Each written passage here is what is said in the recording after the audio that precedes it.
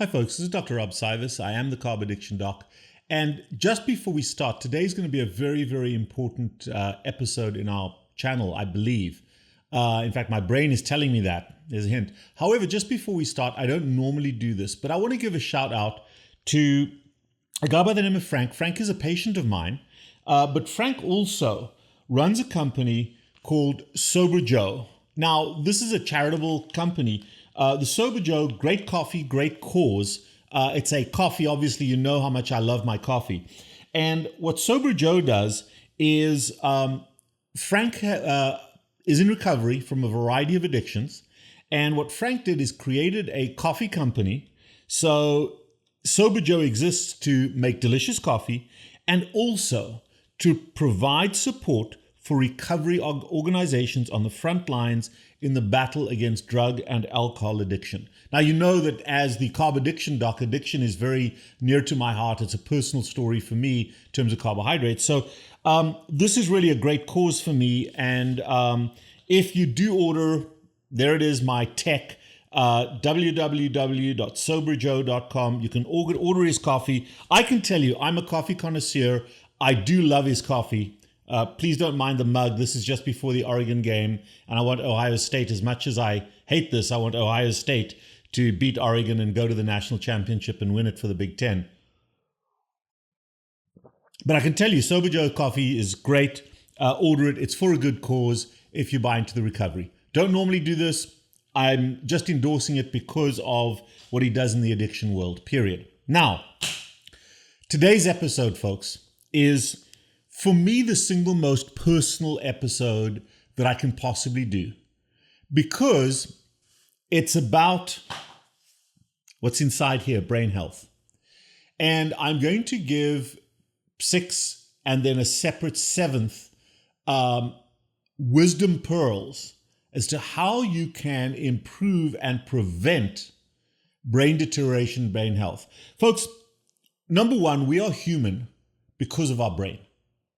We are human because of our brain. We are an apex species in the mammal kingdom because of our brain. No other mammal has the capacity for brain function like we do. In fact, what has happened is we have traded in very smart, healthy brain function, brain development, brain evolution for a more and more increasingly pathetic body.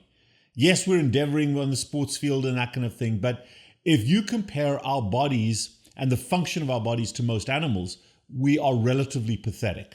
However, our brain outperforms everybody. So let's talk a little bit about what you can do for brain function. And as you know, in my personal story, I've got a strong history of Alzheimer's in my family. I've got the ApoE4 gene, which is the Alzheimer's gene. I've got one allele of that. Highly likely I'm going to develop Alzheimer's, cognitive impairment, and I'm trying to push that backwards. So here's some strategies.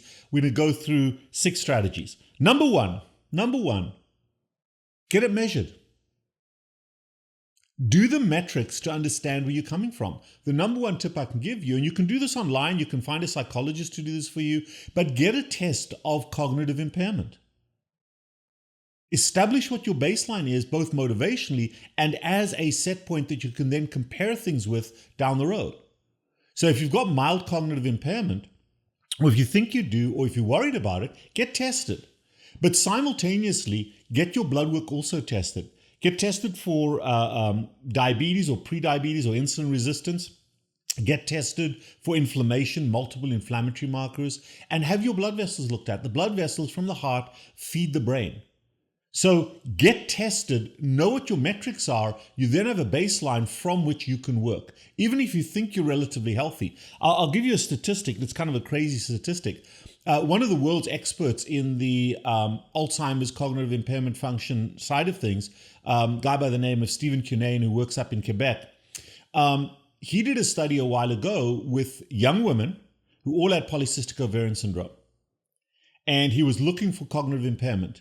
And typically women with PCOS, high testosterone, relatively low estrogen, have early cognitive impairment. And at least in terms of the point, this first point, the discussion point, the average age of those women who had measurable mild cognitive impairment plus PCOS, a metabolic dysfunction related to insulin resistance. Average age was between 18 and 20 years of age in his study, 18 to 20. And he believes it was earlier, but the study only started in women at 18. And with dietary change, he was able to address and reverse that cognitive impairment. So put that in your pipe and smoke it. And the equivalent corollary in males is low testosterone. So low testosterone states in males, high testosterone states, PCOS in females. Those are the ones associated with early cognitive impairment. You can also, if you wish to, and I would tell you not to do this. I would tell you don't do this. I had it done to me because of some other genetic testing that was happening. But you can find out if you are a carrier of the ApoE4 gene that correlates with Alzheimer's. But in my opinion, if I had my time over, I would not want to know that. But it's your choice. It certainly is available for testing. And there are a number of people that do test for that. So we can set up that blood testing for you if you desire. However, you've got to make a decision beforehand what you're going to do with the information. So testing, first point, get tested, figure out what the baseline is. Then you've got a measurable to see if the interventions you're taking are actually making a difference. If you don't know they're making a difference, you might be the victim of crap they sell, snake oil that they sell on the internet. Prevagen makes my brother. Absolute garbage crap that they sell very expensively. They hook you in because you got to keep taking it. Don't be a victim. Know what your metrics are and do the next 5 or 6 points. So always in my methodology is what can you change personally before you start looking at things you can take. And the first thing we want to do is to be able to change your diet.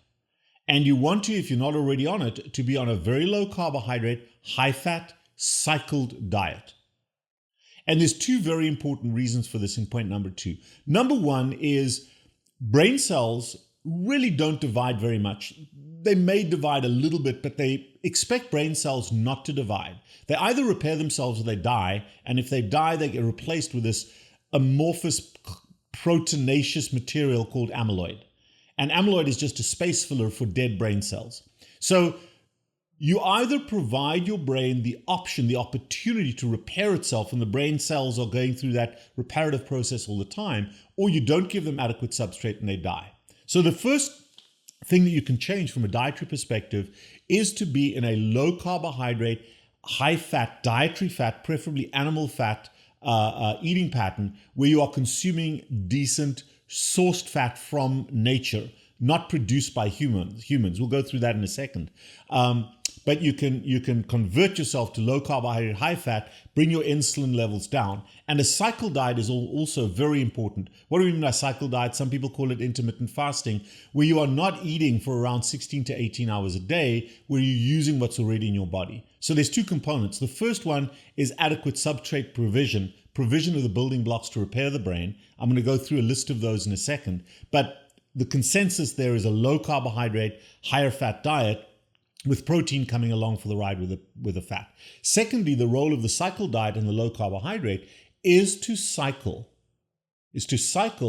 the storage hormones dominated by insulin, but including thyroid hormone, testosterone, human growth hormone, to cycle those, have spikes of those once or twice a day, and then have prolonged periods of time where your brain is dominated by glucagon. And the brain itself does produce glucagon, a variant of glucagon.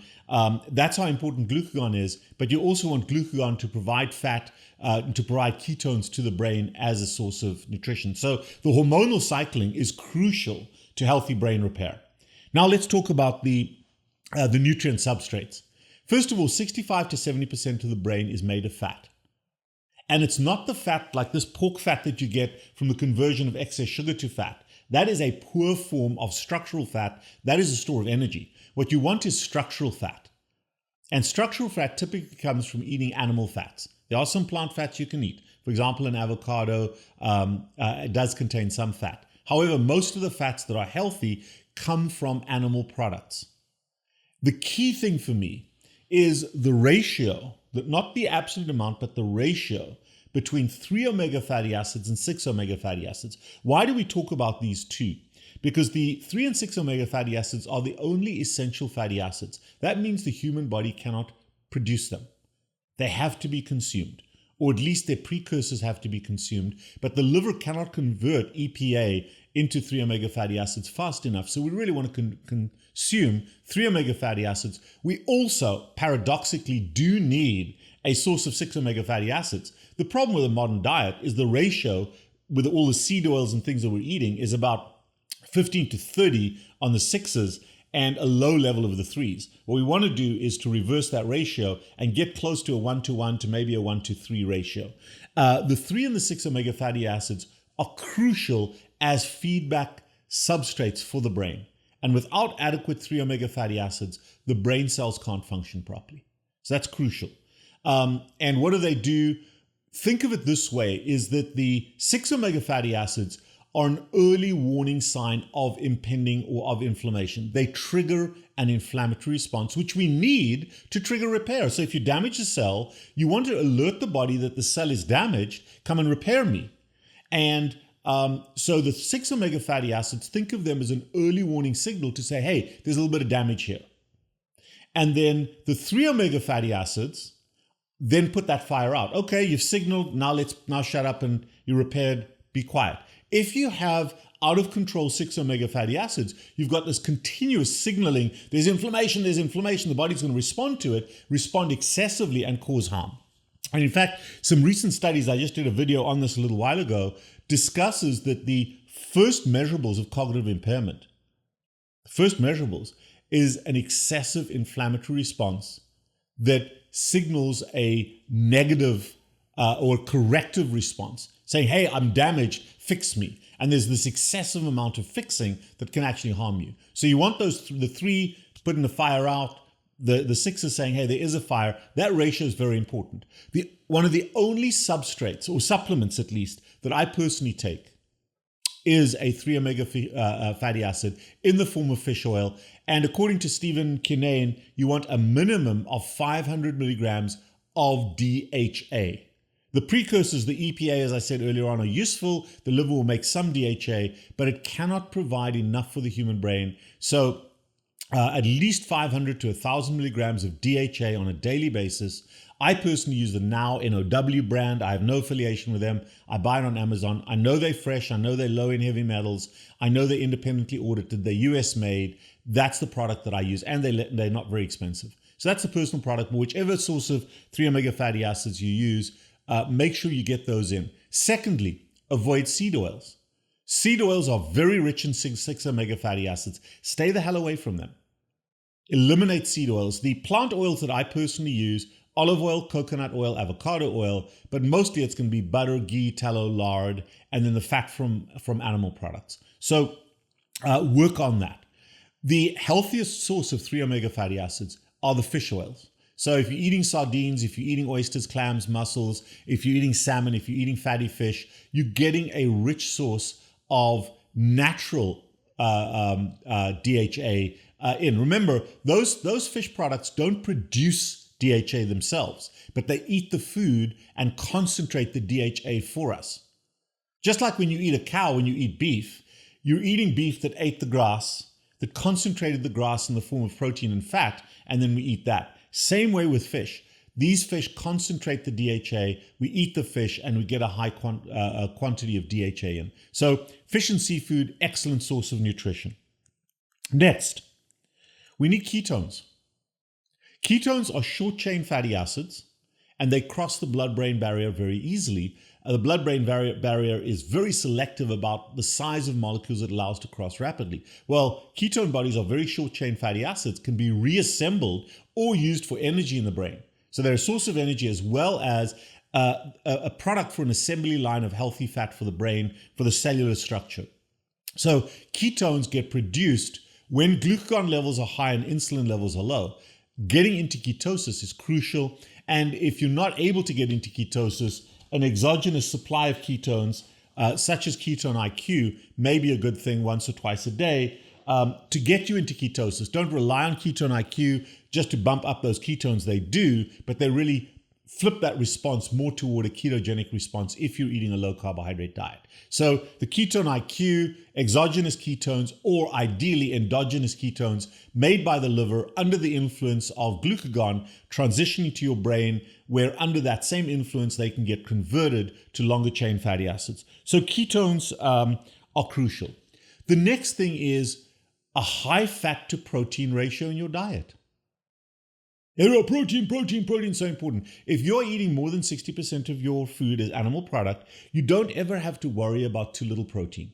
You don't ever have to worry about too little protein, but you want to chase the fat all the time. The fat will protect the protein. Because if excess protein is just being converted to sugar, it bumps up insulin a little bit, not as much as we think it does, but it blocks glucagon. And then your liver is having to convert the sugar that comes from protein into triglycerides, and those triglycerides are a poor source of fat, at least structural fat. They get stored in the fat cells, but you don't want those triglycerides going to your brain. So a high triglyceride count, not good for your brain. Low triglyceride count, high HDL, good for your brain. So that's a very, very important concept. Next point, iodine. Iodine. I do love my Redmond's Real Salt. So I use Redmond Real Salt. That is my salt of choice. I use a lot of it. However, Redmond is deficient in iodine. So what we do is if I'm out and about, I may take one of these little guys. They're really cool. These little salt, these little 5 grams of salt, and I may put 4 or 5 drops of iodine in there. But mostly, the first cup of coffee I have in the morning, my iodine goes in that, and it's adequate to provide enough iodine to my brain. Now, don't throw RDAs and blah, blah, this person said this amount. What you want to do is to trickle in a little bit of iodine on a regular basis. It doesn't have to be a huge amount. It makes a big difference to your brain. Just when we iodized salt in 1924, table salt, we saw a 10-point jump in IQ and a significant improvement in brain function. This was 1924. So a small amount of iodine, there'll be another video on RDA, small amount of iodine, very, very important, not just for your thyroid, but also for your brain. And T3 and T4, also very important, thyroid hormone, also very important for your brain. So when you getting your blood work checked, make sure that your thyroid hormones are adequate. Check your testosterone, check your thyroid hormones, check your insulin levels. They are all very, very important for healthy brain function. Next thing, check your blood pressure. Very simple to do at home. My wife and I check our blood pressure 5 days a week. Please check your blood pressure because you want to be in the normal to normal low range. Ideally, I like my blood pressure to be around 110 to 115 over 60 to 70. That's normal for me. And that's ideally normal on a low carbohydrate diet. 120 over 80 is okay. It's a little higher than I like. And certainly if you're above 135 over 85, that is a problem. Because what happens with the brain is that high pressure affects the flow of nutrients and affects the pressure in a closed box. Remember, the skull is a closed box. So it affects the brain in a negative way. You want to keep your blood pressure low, either with medication or preferably with a healthy lifestyle. But monitor that blood pressure, because if it goes up, you can do something about it. How if you don't know what it is, your brain's suffering. And a common cause of stroke is a hypertensive stroke, which is an awful way to go out. But that is the obvious stroke. Think about the little mini events that happen in your brain all the time that cause damage, cause death of brain cells that you're not even aware of, because the brain is such an incredible organ. So monitor your blood pressure, monitor your pulse rate, and take action if it's high. Preferably with lifestyle changes, but take action. So blood pressure monitoring, blood pressure supply. Also get a CIMT or get a CAC score. Look at your blood vessels and make sure that they're clean, or keep that blood flowing to your brain. Blood flow is very important. Next point, sleep. Sleep. And there are 2 very important components to healthy sleep because the brain needs rest. The brain needs activity, which will be the next point, but the brain needs rest. The length of time that you sleep is less important than the quality of your sleep.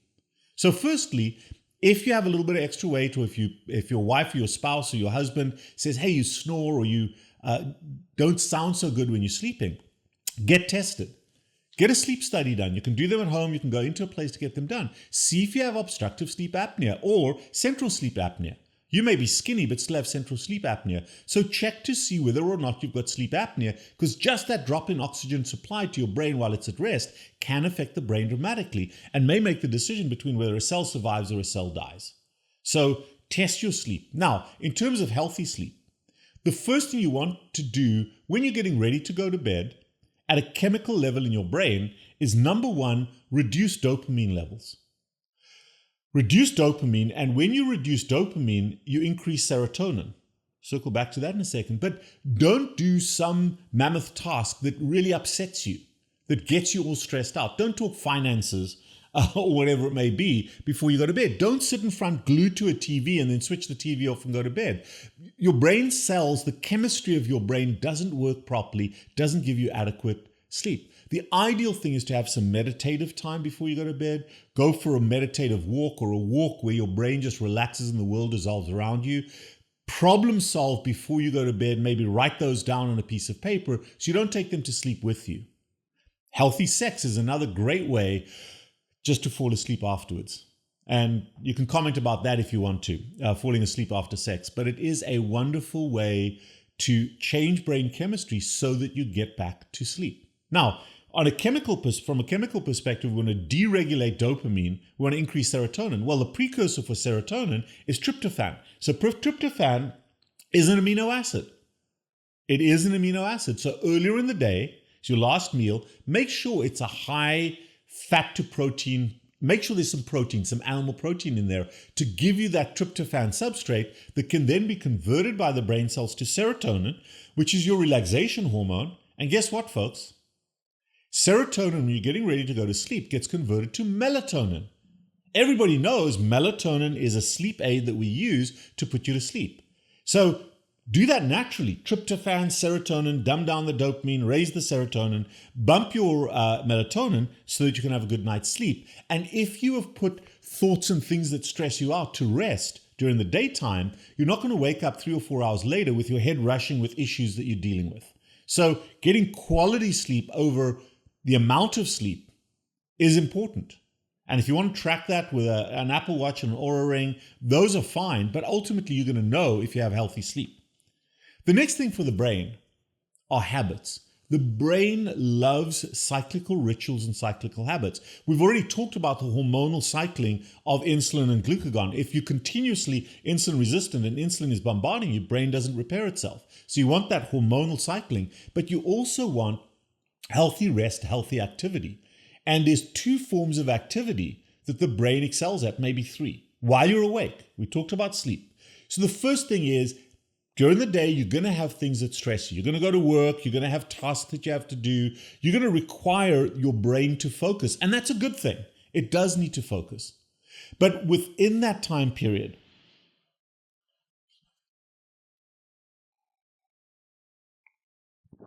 take a little mind cleansing moment with me, whether it's a deep breath, whether it's a sip of your coffee, about every 20 to 30 minutes. The brain just needs a little bit of downtime. Build that in as a habit. So I've always got my coffee or my tea with me. Have that sip, have that little drink, relax the brain. Give it those little mind cleansing moments where dopamine goes down, serotonin goes up so you can refocus. Secondly, do something effort-based that relaxes you, that gets you into a meditative state. Whether that is doing something creative, whether it's having human connection that is enjoyable, empathetic human connection, whether it is some form of exercise or physical activity, whether it is some sort of spiritual engagement or meditative engagement that relaxes you, whether it is healthy sex, sexuality, all of those components are wonderful for the brain just to chill out and relax.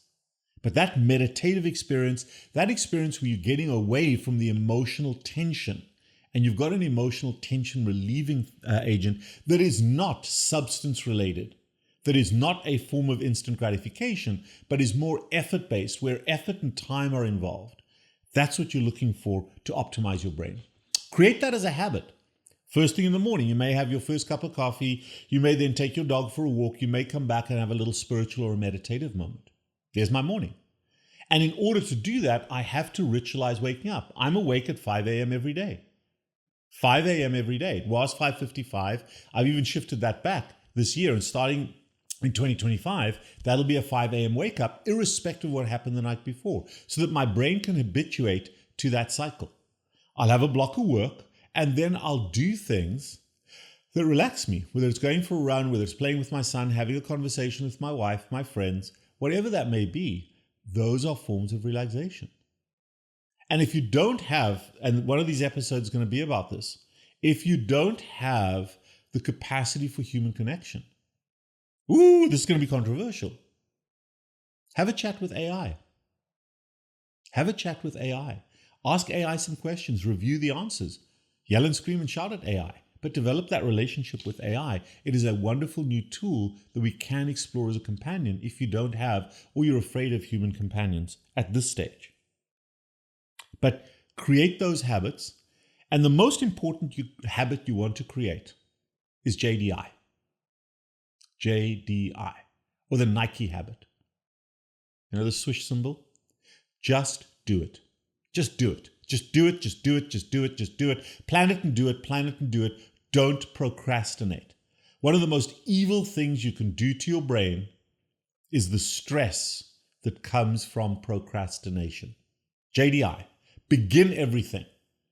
The most important component of any act, any race, is just starting. Once you start, your brain will help you to decide how long you're going to go. You don't have to finish the task, but start. Just do it. That's the sixth pearl for you. The next thing, the seventh little wisdom pearl. Every day, and this is for mental health, but every day, stimulate all of your senses. Stimulate all of your senses. You have 5 of them, maybe a 6th sense, but stimulate 5 of them. So, for example, most of us, and especially now through the winter in the northern hemisphere, most of us spend our entire day within 10 to 30 feet distance for our eyes. We're in rooms, we're inside. We don't give our brain and our eyes. Remember, the eyes are just a brain cell. Think that one through. The eyes are a modified neuron. They are a brain cell. They are part and parcel of the brain.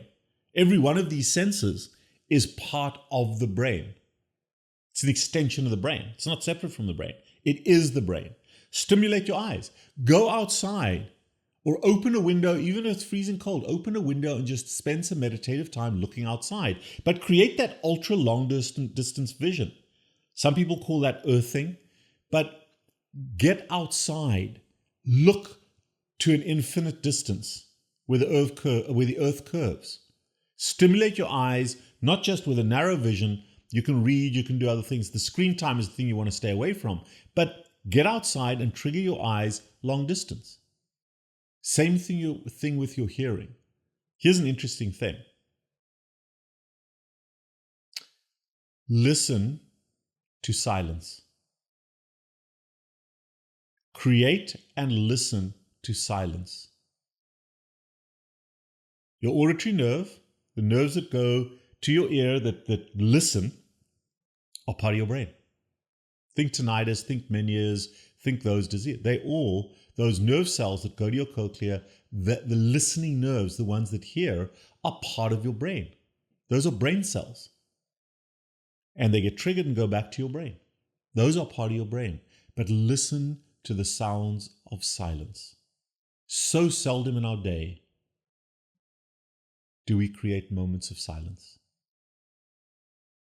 Same thing with your skin, with the stimulus of touch and feel. All those nerves are just extensions of the brain. They grow out of the brain, they're extensions of the brain. Get naked. Somewhere where it's safe. Get naked. Enjoy a shower. Enjoy the feel of water on your body. Maybe even get in a bathtub and submerge yourself. Swimming is one of the most isolationistic, enjoyable things you can do because you're in the water. And your sensation is coming from your skin, not just your eyes and your ears. So build on that touch, build on that feel. Allow your brain to enjoy that habitually each day. Create that habit. In South Africa, where I'm from, my son Rian, myself, we very rarely have shoes on at home. We're barefoot. If you don't like it, deal with it. But those are just little things. Very seldom do we have shirts on at home. I know it sounds quirky. I know it sounds, oh, who the hell is he? Bushman. But yeah, we have shorts on. Just because of the neighbors. But we don't wear shirts at home. We live here in Florida. Even in the winter. This morning, Rihanna and I took my dog for a walk, 5 a.m., about 5:10. No shirt on, just shorts and flip-flops. He was barefoot. So stimulate your senses. Taste. Learn to taste the fat in a steak. Learn to taste those juices. Learn to enjoy, oh my God, sardines and liver. Explore those taste sensations. Not with a preconceived notion that they're terrible, but try it again. If you hate liver after you try it again, that's fine. But don't tell me you hate liver, but you haven't eaten it for 20 years. Rediscover the sensory enjoyment of taste and of smell, and the two are connected, those two senses. This year, I planted, and this is from my father. My father had 1,500 rose bushes in his garden. We planted our front yard full of rose bushes. And every day, even in the winter right now, there's a rose that blooms. And the beauty of going out there and picking that rose and bringing it into the house and having that rose's scent in the house. And as that rose opens up, and yes, all my roses are bought for their color and for their scent. It's a little thing we do. It's an appreciative event for my wife. I go out in the morning, my son and I, and we will pick roses in early bud. And they blow open through the day. And that smell, folks, incredible. Stimulate your senses and your brain will love you for it. So I hope these pearls are out there for ideal brain health. If you incorporate these strategies as daily routines, as projects in your life, and you create them as habits, not only will they be of value for the most important organ in the human body, every other organ that depends on the brain, which is pretty much every other organ, somehow, some way interacted, will also benefit tremendously. And you, if you have a healthy brain health equals body health equals healthy longevity. Take care of your brain, folks, using these 6 pearls and the extra one. And you will have a good 2025 no matter what comes at you, because you're going to be equipped to handle that better. I am the Carb Addiction Doc. If I've made you think, if you agree with some of what I've said, if you disagree, if you're doing it, please leave comments, but also please like and follow us. We keep these things free based on our Google visibility, and we'd like this message to get out to others. And if you want to consult, if you're concerned about Alzheimer's, if you're concerned about brain health, if you're concerned about Parkinson's, if you want to understand the healthy parameters and help us to track and manage these on a personal level, 561-517-0642. From anywhere in the world, you can WhatsApp us, you can call us, you can text us, leave a message, we'll get back to you. We are very busy, but we can help. Do a consult with us. We can do that blood work. We can do the testing. Just say, hey, it's for brain health. I hope this helps. Leave comments.